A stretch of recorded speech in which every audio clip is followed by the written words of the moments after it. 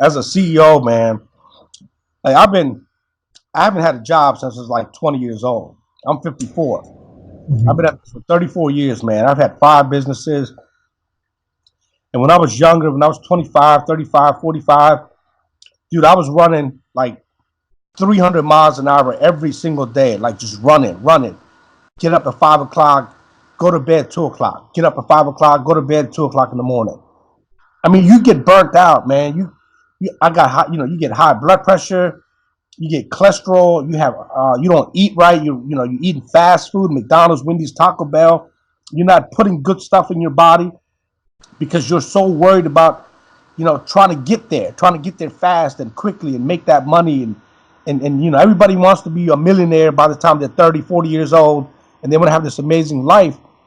But you can't do it when you're running 300-400 miles an hour every single day, 7 days a week. You're going to burn down.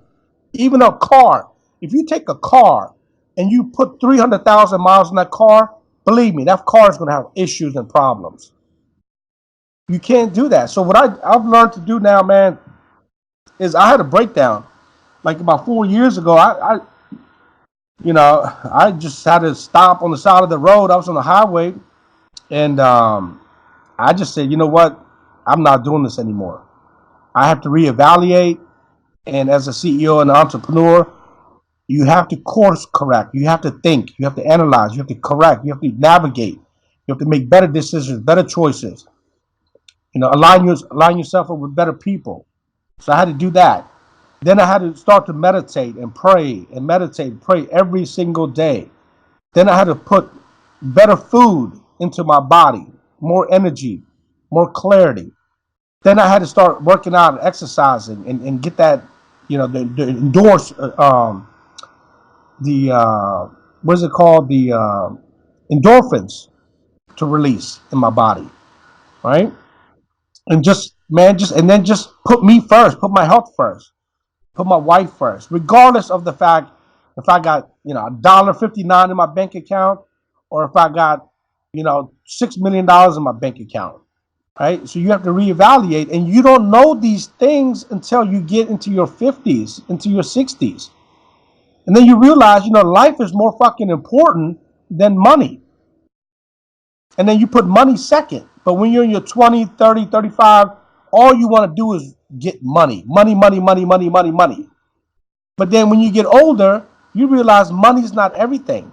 Happiness, peace, love, being humble, helping others, helping yourself first, loving yourself first, taking care of your body, your mind, your soul. That becomes more valuable when you get into your 50s, 60s, and 70s. Money becomes a secondary thing. And you only find that out by either having a mentor, a coach, somebody around you that has gone through the trenches. And you learn that through people's stories and experiences. Like I have a mentor, right? I've had 3 mentors. At the same time. And one guy he was like 88 years old, Japanese businessman.